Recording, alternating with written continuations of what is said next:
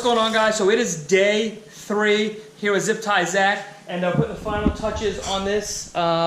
First, should we just crack open the Coronas? Can we do that?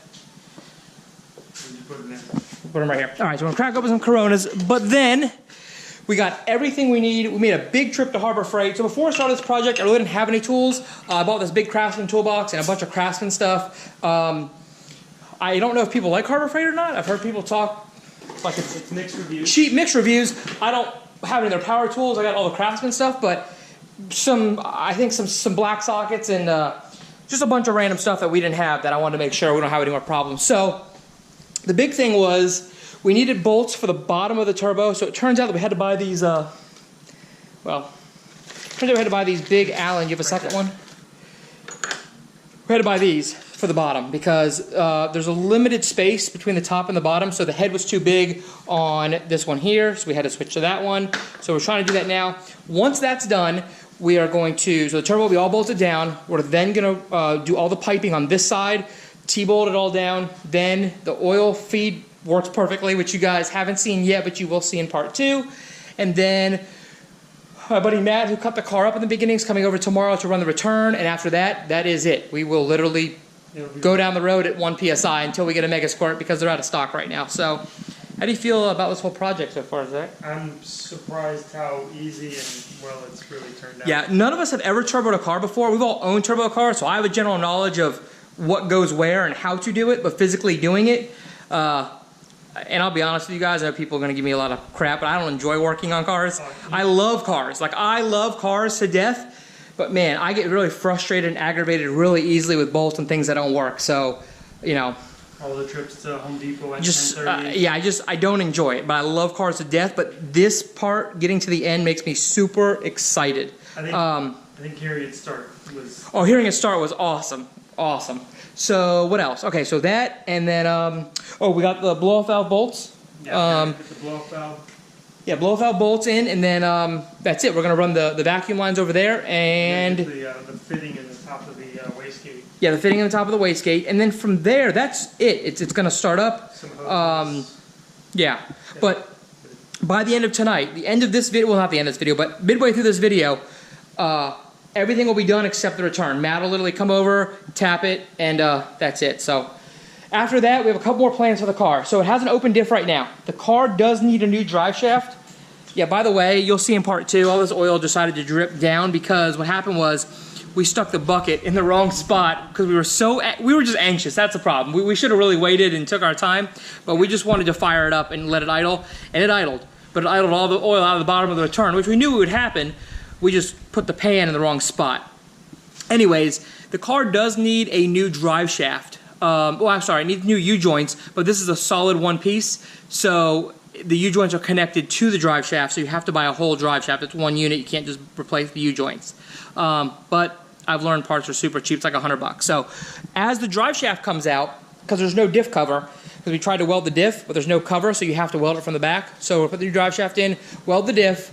As soon as the Mega Squirt comes back in stock, I told them to let me know ASAP so I can order one. We'll get the car tuned, and then our first order of business, we're going over to Cletus's, and we're letting Cletus rip it. He's been asking me and telling me to bring the cart over, and I'm going to, but I want to bring it over with some fun power and just let him have at it. So we're gonna get started on the turbo bolts. Back at it again.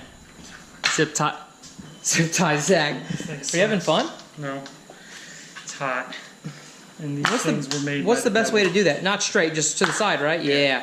We don't need that organizer. Getting them on and off each time would be so much of a pain that it wouldn't even be worth it. Yeah, no, we just throw it in. Right. No, we're organizing. Organized mess. How about that? All right, so we are finished. Let's just assume that this car didn't need a return. The turbo kit was done in record time. Yeah. So everything's bolted and nice. Ready for the return. Yeah, return, and then that's it. We're riding. So return, and we are riding. That's it. So we're gonna clean up a little bit. I mean, I know this is a lot longer than it should be, but I want to make sure that it's in the right spot. I haven't done any research. I know it's teed off of the throttle body, but yeah. Before we do that, we'll just cut it though. But yeah, no, it's tucked away nice. Yeah, we're gonna tuck it away. I was really impressed with the Chinese T-bolt clamps. They're holding good. Yeah, they're holding good. I mean, this thing is no problems. Yeah, no problems at all. So With the kit itself, no problems. all right, guys, so that wraps up day 3. Tomorrow, we're gonna run the return and then hopefully go out and drive it. All right, guys, so I know we said that was it for the night, but we're still out here at it, and Zach had a little idea, so. So Justin had this exhaust pipe here, and I decided to provide the old tip. Tip's gotta live on. So, show us where it's probably gonna be placed. It's kind of hard because it's going to be bent. Yeah, we gotta cut it It's going to be there. after we cut it, yeah. But it should sit right about here. It should look pretty cool, yeah. Yeah, it should look awesome. The tip's gonna live on. That was one of the first things we bought. It was awesome. And yeah, the tip's gotta live on. What's going on, guys? So we've gotten to my favorite part of this build, and the last piece of the puzzle is here. And the last piece of the puzzle is that man right there. Mr. 1300 horsepower Trans Am. So I'm trying to capture this as a first impression. So Matt, this is the first time you've come over. We bugged you a whole lot, but you're here. And how do you feel about our job? Looks good. A lot of gold. How do you feel about the gold and the blue?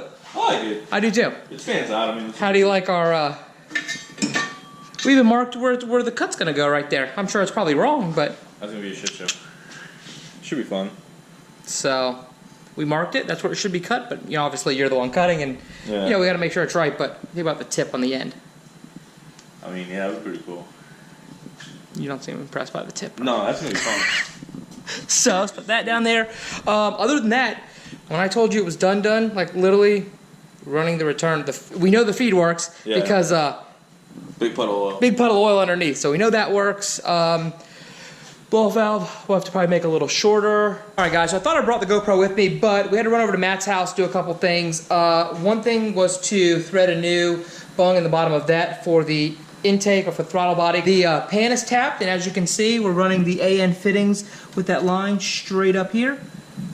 You can see that right there. It's gonna run up, and there it is off the turbo, and the oil pan is tapped.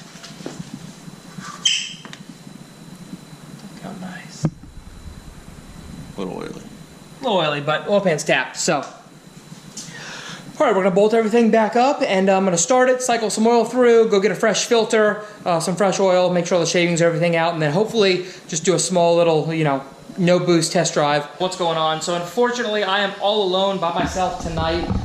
Matt just left a little bit ago, but the hard part's over with.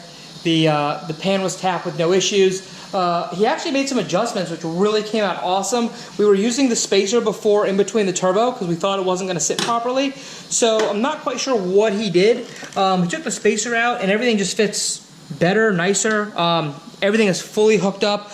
I just spent a lot of time going through all the couplers, all the T-bolt clamps, making sure all that was fine. I just hooked up the blow-off valve. I just routed over here. Next thing I'm gonna do is start working on the boost gauge. All right, well, the time has come. Everything is tight, buttoned up. We put the old oil in, or just some cheap oil, ran it through without starting it, and then drained it. Now put the fresh oil in. It's now the moment of truth. If there's metal shavings in there, it's going to instantly blow up. If not, what are you oiling about? Wow.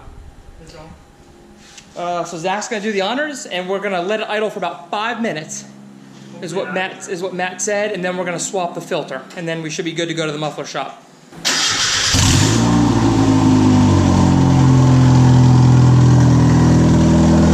Yeah, we'll just hop out and just. Yeah.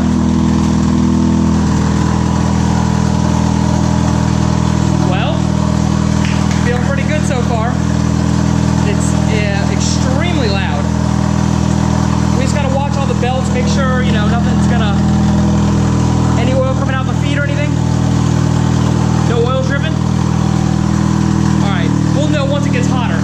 So as it, okay, so car idles, really nice actually. Because you gotta remember, it's got a mass airflow sensor still, a stock ECU, no base map, no anything. The exhaust fumes are gonna be astronomically ridiculous. Uh-oh.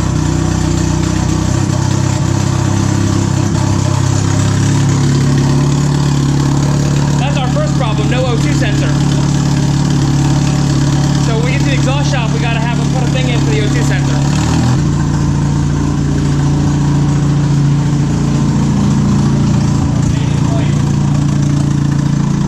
turbo Miata Kart, Maiden voyage. Good thing there's a lot of traffic.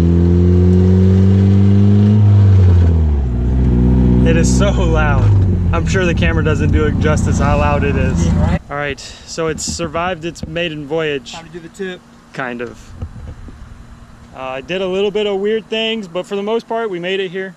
It died on us a couple times. I think it's just because the O2 sensor is not plugged in. And all right, so we are here at S&S Welding, and they were nice enough. They are not actually open today, but I called him up. He said he's in the shop working. I brought him the exhaust. It's already welded to the flange. Then we noticed that we needed the bung for the O2, which we talked about. So we ran up to Ace Hardware. He told us just get a nut. He would put, drill it or weld the nut on, and then we just thread the O2 in, which we're working on now. So the problem is hot as can be. These bolts were connected to the turbo the whole time. I told Zach to get an oven mitt, but he felt a little embarrassed about using an oven mitt. So as far as first impressions, we're staying in vacuum. I don't have a boost gauge hooked up yet. We're gonna do that when we get back to the house and then maybe drive it again. I was told once the O2 gets plugged in, it's gonna be night and day difference. It's gurgling, lots of backfires. I don't know if you guys could hear from the video. We did realize our intercooler's crooked, so all you keyboard warriors out there, it's crooked. We know. We did it in the garage where we couldn't see. We're gonna fix it. Other than that, I'm super impressed for how it runs. And as soon as Megasquirts come back in stock, that will be on the way. Then we'll get this thing tuned, and should be a lot of fun, you know? We'll get a new drive shaft, get the diff welded, and then that's it, we're calling it a day. We're gonna send it until it explodes. Then from there, built motor, call it a day. So our exhaust is on there, but as you know, it's not quite right. Zach's gonna do the honors, putting our tip back on. The tip is gonna live on. That's a wrap. So other than our ECU and getting the car tuned, it is officially done. Officially done. We're getting the Megasquirt, gonna get it tuned. But other than that, we're done. We're gonna go home, hook up the boost gauge, and now we're gonna fire it up and just see if it runs a little better on the way home with the O2.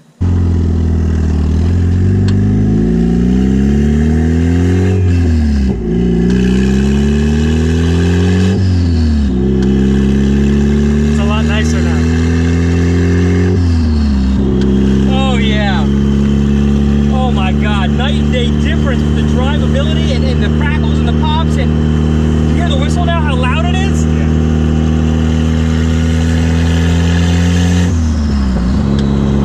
Oh yeah. Alright guys, so we're doing a little night run. We got the boost gauge hooked up. It seems to be running like all the way straight vacuum, so I don't know if it just, it shouldn't, I don't know what it should read, but I know it should probably be -30 at idle, which is fine, but I don't know. But if I hit it a little bit, it moves up, so.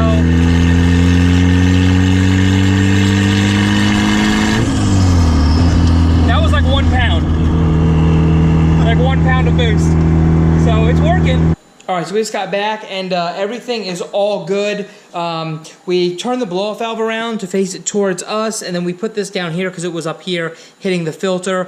We thought the blow-off valve wasn't actually going off and actuating, but we started up and at idle, it was working, right? You said it was going up and down, so it was definitely working. All right, guys, so that's gonna wrap it up for Turbo and the Miata. I'm super proud of this thing. We put this whole thing together in just a few days. The next time you guys see it, it's gonna go on the dyno once the Megasquirt comes in. Thanks for watching. Be sure to like, comment, and subscribe.